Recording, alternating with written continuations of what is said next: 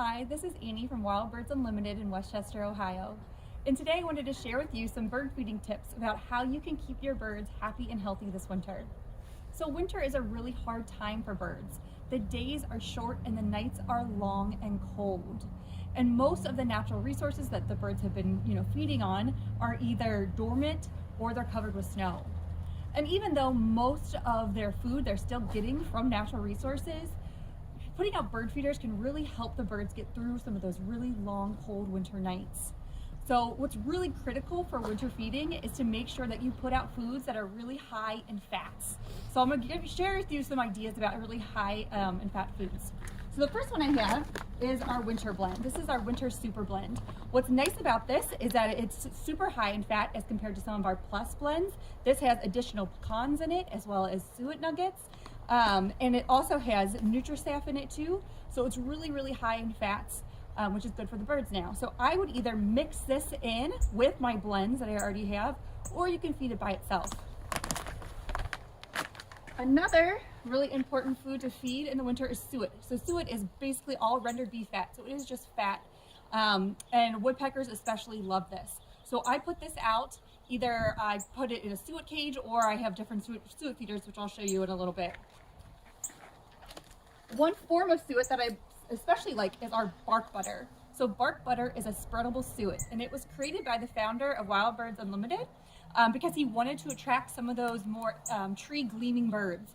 So what he did is he would take this, and I'll show you this in a second too, he'll scoop it into a fork and you would actually spread it on a tree. So anything becomes a bird feeder, which is pretty cool.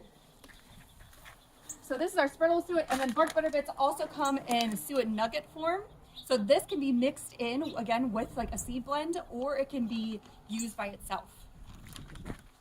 So now I want to show you a couple different feeders that are really good to use this time of year. So first we're going to go and look at, this is the fly-through feeder. This is our fly-through. What's great about fly-throughs is that all birds can fit on it. Birds feel really safe because it's open. You can fit any blend of seed in there. So I would put in like a mix of maybe one of our Nomas Plus blends mixed in with some winter blend and put it in there. And I would attract cardinals and blue jays and woodpeckers and titmice and chickadees. Pretty much any bird will like to use that. The second feeder that's important for the winter is a ground feeder. So ground feeders, I usually put in millet, white millet in it, just straight, or I'll mix in some thistle. And my mourning doves and my dark red juncos and some of my sparrows will really like it. So that's a great addition for the winter. Here you can see I have a suet feeder up here. Actually, I attach it to the tree, and this one has simply suet in it, which is great. And then over here, this is another suet feeder that I have, which is a really wonderful one. I've noticed not as many starlings seem to be attracted to it, which I like a lot. Up there is my hopper feeder, so again, it attracts a wide variety of birds. All birds can fit on it. And here's a cylinder feeder.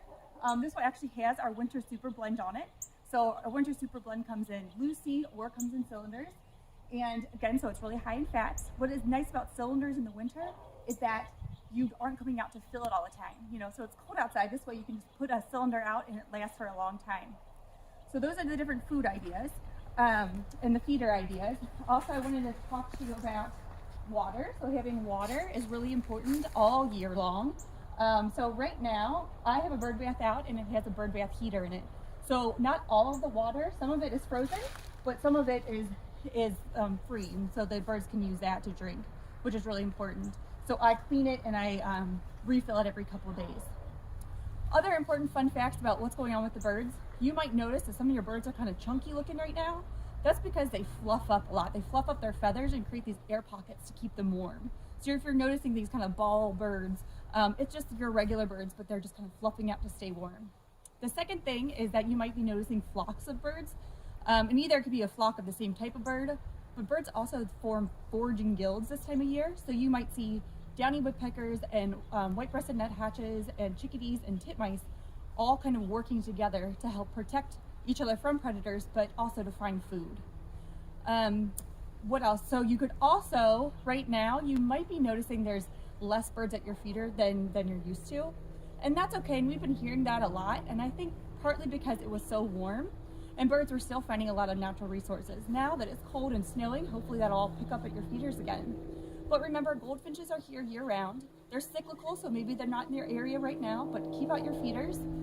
And remember to keep out your feeders anyways, even if you're not seeing a lot, because this lets them know that this is like a stable place that they can come and find food, which is really important. Just make sure all of your feeders are clean. Make sure your food is not getting moldy or stale. So especially check your thistle feeders, your finch feeders. With all the rain that we had, just shake it, make sure it's not getting clumpy and moldy, so that you can make sure that you keep the birds happy and healthy. So hopefully this gave you some good ideas about what you can do this winter. And next time, make sure to come back in a couple weeks because I'll be talking about how to prevent starlings from taking over your bird feeder.